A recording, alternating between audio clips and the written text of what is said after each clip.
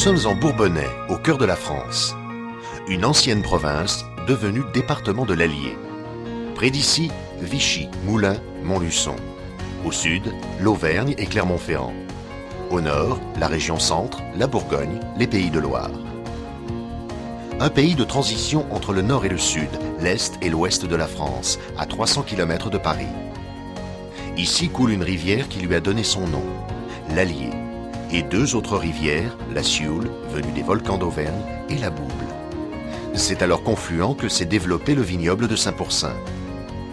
Considéré comme l'un des plus anciens de France, il aurait été planté par les Phéniciens puis cultivé par les Romains en l'an 50 avant Jésus-Christ. Les vignes s'étendent sur 19 communes. Elles sont cultivées sur les coteaux argilo-calcaires ou sur les terres sableuses qui bordent l'Allier, la Sioule et la Bouble. Dans l'ancien temps, chacun avait sa parcelle, chacun produisait son vin. Aujourd'hui, le vignoble est entre les mains de viticulteurs très professionnels. Dès 1952, ils se sont regroupés au sein d'une coopérative. Ce sont eux qui apportent la récolte et c'est l'Union des vignerons qui assure la production et la commercialisation des vins. La coopérative, créée en 1952 par quelques vignerons, a permis de sauver une partie du vignoble de Saint-Pourçain au moment où celui-ci était menacé de disparition. Ensuite, elle a pris son essor dans les années 80 et a été rénovée en 1996. Sous la houlette de vignerons de plus en plus professionnalisés et partie prenante dans le développement de la qualité, elle se veut le moteur du vignoble. Et depuis le mois de mai 2009, les 25% ont obtenu l'appellation d'origine contrôlée, ce qui est un gage supplémentaire de qualité pour son développement sur de nouveaux marchés. Nous avons mis en place la maîtrise des rendements, le contrôle des raisins à la vigne, le paiement à la qualité et la traçabilité. Tout ceci a favorisé la qualité gustative de nos vins et ainsi leur renommée au-delà du contexte régional. Et surtout, l'Union des vignerons peut s'appuyer sur des viticulteurs motivés, un personnel compétent pour garantir l'originalité de nos vins dans des marchés très concurrentiels. Les efforts des viticulteurs ont porté tout naturellement sur les méthodes de culture de la vigne.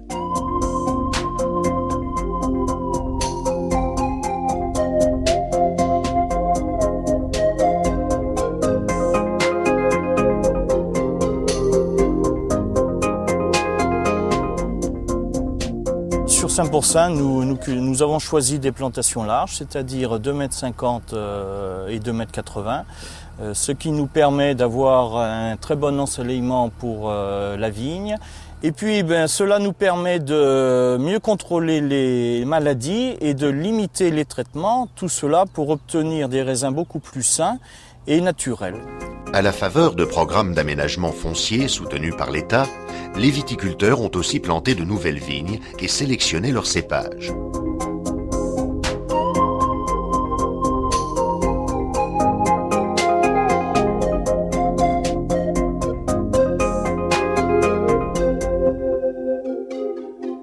Les cépages qu'on trouve dans le Saint-Pourçain sont au nombre de 2 pour le rouge.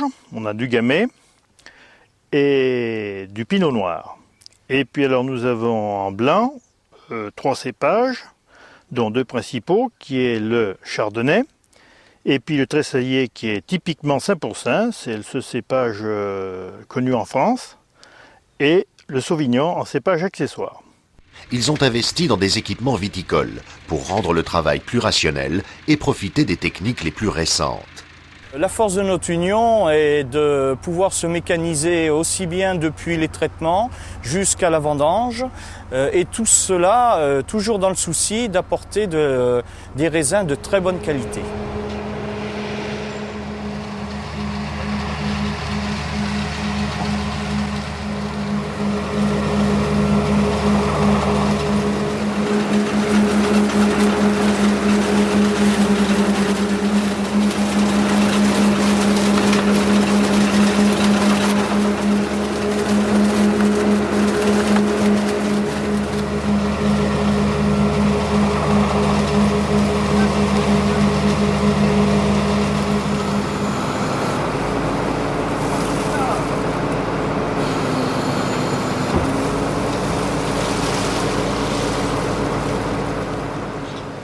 Sur le site de l'Union des vignerons, tout a changé aussi au fil des années. Des installations modernes, bien adaptées, réceptionnent la vendange.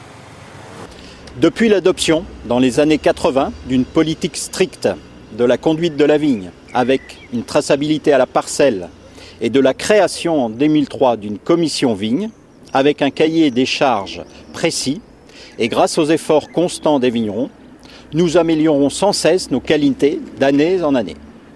En parallèle, à la cave, nous faisons évoluer régulièrement nos installations de manière à optimiser en permanence le potentiel des apports de vendange dans le but de toujours améliorer les vins que nous produisons et assemblons ici.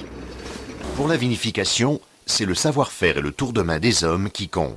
Marier les cépages, saisir les expressions aromatiques des différentes provenances, voilà la mission de l'œnologue. Nous avons deux grandes façons de penser les vinifications à l'Union des vignerons de Saint-Pourçain. Tout d'abord pour les vins blancs, où nous utilisons deux cépages principaux, le chardonnay et le tressalier, cépages traditionnels de l'appellation, et également un petit peu de sauvignon.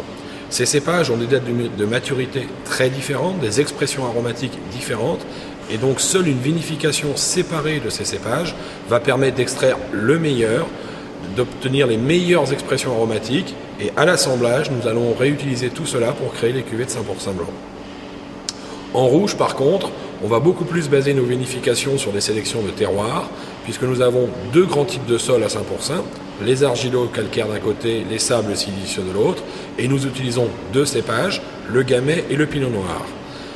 Ces cépages vont être vinifiés différemment selon leur origine terroir, et seule une vinification vraiment adaptée à ces terroirs permettra d'obtenir le meilleur de chaque cépage. Et encore une fois, à l'assemblage, à la création des cuvées, on aura une palette qui permettra vraiment d'extraire le meilleur. Désormais, le Saint-Pourçain a dépassé le cadre régional, puisque nous sommes présents sur des marchés en France de distribution, des marchés de restauration, des marchés de cavistes, et principalement sur la région parisienne. Mais pas seulement, puisque le Saint-Pourçain a aussi passé les frontières, en Angleterre, en Benelux, dans les pays nordiques, et aussi dans des pays plus lointains et exotiques, comme le Japon ou les États-Unis. La ficelle, délicieux assemblage de vins primeurs, illustre bien la richesse des arômes des vins de Saint-Pourçain. Chaque année, le lancement de la ficelle, inspiré d'une légende du pays de Saint-Pourçain, crée l'événement. Les amuseurs s'y donnent rendez-vous autour de quelques grands noms du dessin humoristique.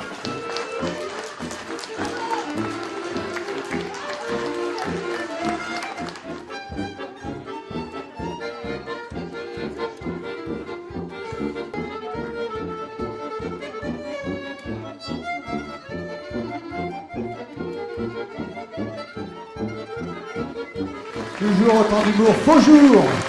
Faux jour. Tu as passé le crayon au dessinateur de l'année, bien sûr.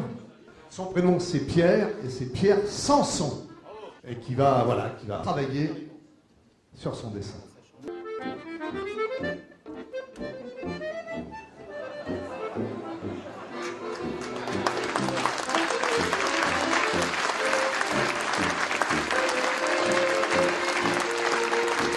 Pierre Sanson.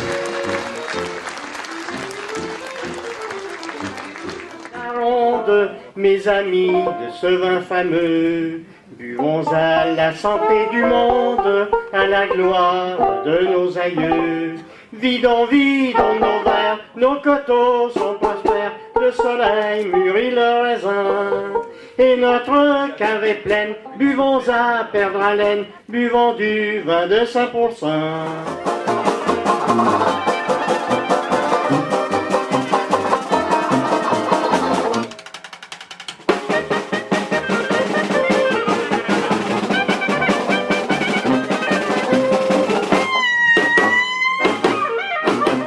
Ici, parce qu'on aime la vie, on aime la fête. Et le vin de Saint-Pourçain participe largement à cette convivialité. Facile à boire en toutes circonstances, il séduit une clientèle de plus en plus large, en France, mais aussi à l'étranger. Les cuisiniers renommés marient les vins de Saint-Pourçain avec les produits du terroir ou avec d'autres spécialités culinaires. Donc je vais vous présenter la recette du poulet bourbonnais aux écrevisses. Nous allons commencer par châtrer les écrevisses. Un petit peu d'huile, nous allons faire revenir les écrevisses. Un oignon ciselé. Nous allons déglacer donc au vin blanc. Un petit peu de tomate, un soupçon de crème.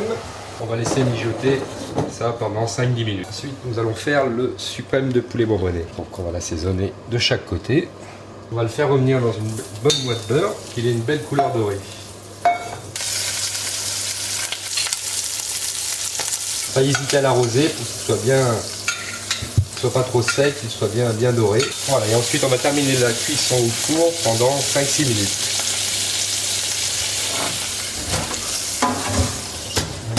Donc une fois que le suprême est bien coloré et qu'il est bien cuit, on va prendre une moutarde à l'ancienne, on va badigeonner le blanc de volaille côté peau et on va le tremper dans une chapelure d'herbe pour lui apporter un croustillant. Ensuite nous allons le repasser sur le haut du four pendant 2-3 minutes. La sauce a été mixée, assaisonnée, donc maintenant nous allons décortiquer les écrevisses. Nous allons procéder au dressage. Un paillasson de pommes de terre ira très bien avec ce plat. Le beau suprême bien doré, les écrevisses en brochette pour que ce soit plus agréable. Napper avec la sauce. Et voilà, bon appétit. Ce vin de 5% Domaine La Croix d'Or en rouge, blanc et rosé accompagnerait idéalement bien ce poulet aux écrevisses. Voilà, je vous souhaite un bon appétit.